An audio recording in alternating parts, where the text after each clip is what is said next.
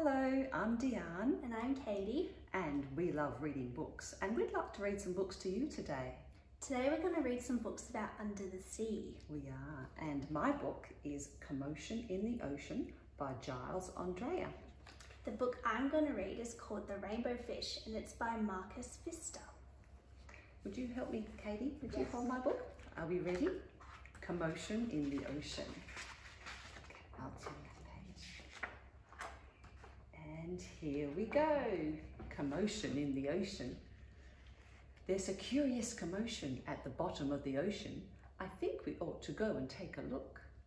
You'll find every sort of creature that lives beneath the sea swimming through the pages of this book. There are dolphins, whales and penguins. There are jellyfish and sharks. There's the turtle and the big white polar bear. But can you see behind the wrecks and in between the rocks? Let's see if we can find who's hiding there. Thanks, Katie. The crab. The crab likes walking sideways, and I think the reason why is to make himself look sneaky and pretend that he's a spy. And turtles. We crawl up the beach from the water to bury our eggs on dry land. We lay a whole batch, and then when they hatch, they scamper about in the sand. Dolphins. The wonderful thing about dolphins is hearing them trying to speak. But it's not how do you do, like I'd say to you. It's more of a click, whistle, squeak. That's a nice picture of a dolphin, isn't it, Katie? Yeah. Oh, this is a nice one. Angelfish. Hello, I'm the angelfish, darling, the prettiest thing in the sea. What a shame there are no other creatures as gorgeous and lovely as me. The jellyfish. The jellyfish just loves to jiggle, which other fish think is quite dumb. She knows that it's not all that useful, but jiggling's very good fun. What's next? Ooh, look at this, a shark. I swim with a grin up to greet you. See how my jaws open wide. Why don't you come a bit closer? Please take a good look inside. Oh dear, legs. The swordfish. I love to chase after small fishes. It stops me from getting too bored. And then when I start to feel hungry, I skewer a few on my sword. Oh, wow. Oh, look at this. Octopus. Having 8 arms can be useful. You may think it looks a bit funny, but it helps me to hold all my children and tickle each one on the tummy. They're having fun there, being tickled. Here comes the stingray. At the bottom of the ocean, the stingray flaps his wings. But don't you get too close to him. His tail really stings. Here's the lobster. Never shake hands with a lobster. It isn't a wise thing to do. With a clippity-clap and a snippity-snap, he would snip all your fingers in two. Oh dear. Ooh, the deep sea. Miles below the surface, where the water's dark and deep, lives the most amazing creatures that you could ever meet.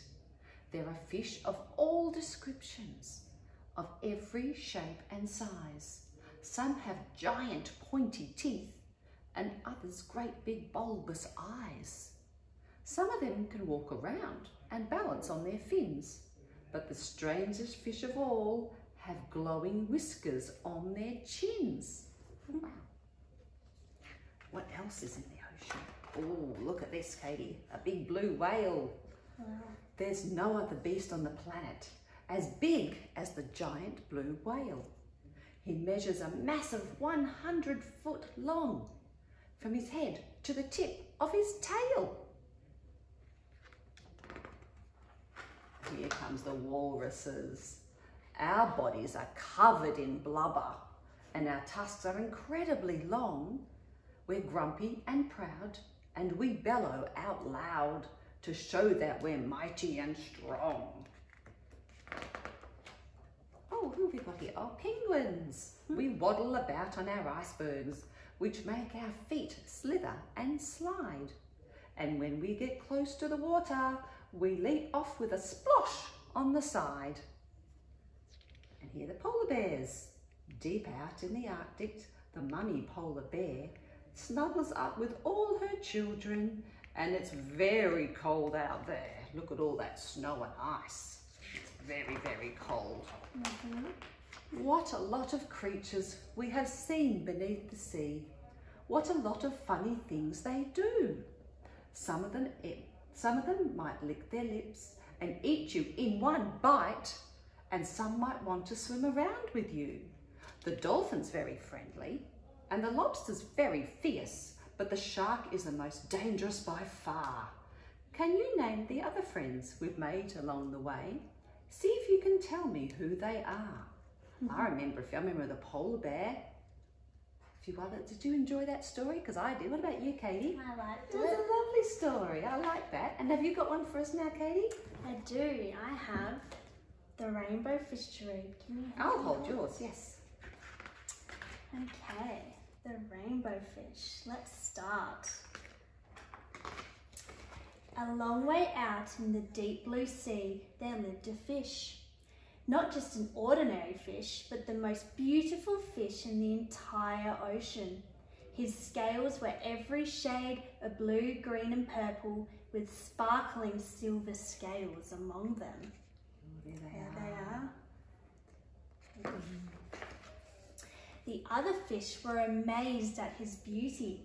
They called him Rainbow Fish. Come on, Rainbow Fish, they would call, come and play with us. But the rainbow fish would just glide past, proud and silent, letting his scales shimmer. One day, a little blue fish followed after him. Rainbow Fish, he called, wait for me. Please give me one of your shiny scales. They are so wonderful and you have so many. You want me to give you one of my special scales? Who do you think you are? Cried the rainbow fish. Get away from me. Shocked, the little blue fish swam away. He was so upset. He told all his friends what had happened. From then on, no one would have anything to do with the rainbow fish. They turned away when he swam by. What good were the dazzling, shimmering scales with no one to admire them?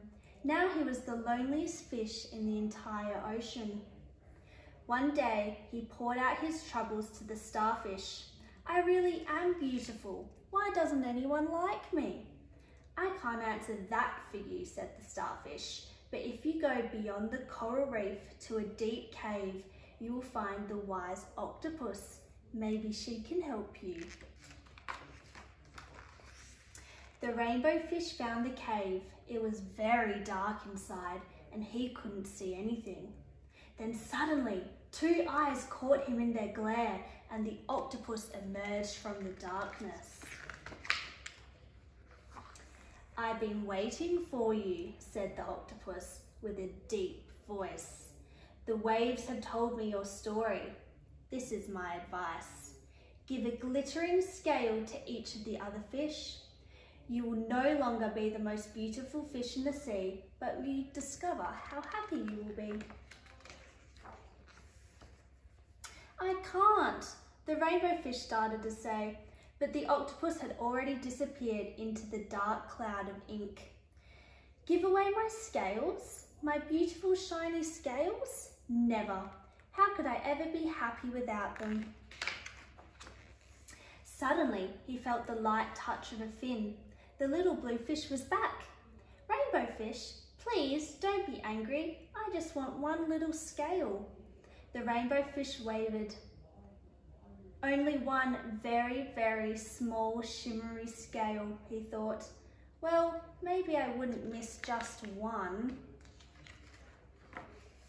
Carefully, the rainbow fish pulled out the smallest scale and gave it to the little fish.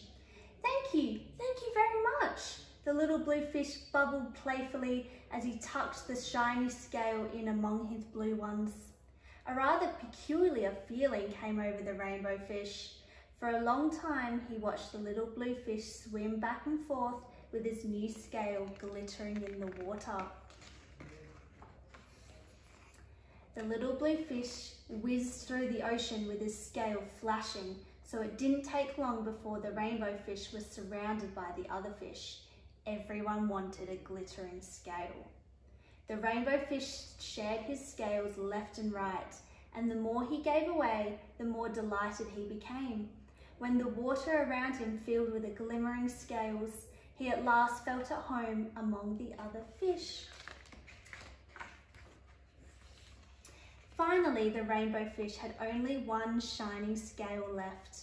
His most prized possessions had been given away, yet he was very happy. "Come on, rainbow fish," they called. "Come and play with us."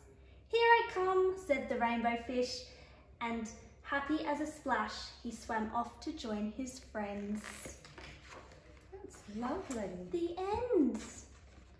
That's a nice book. I enjoyed that story, Katie. Me too. I enjoyed reading to you too. Me too. Hopefully you'll come back and listen to us read another story another time. Yeah, thank you, Thank everyone. you. Bye.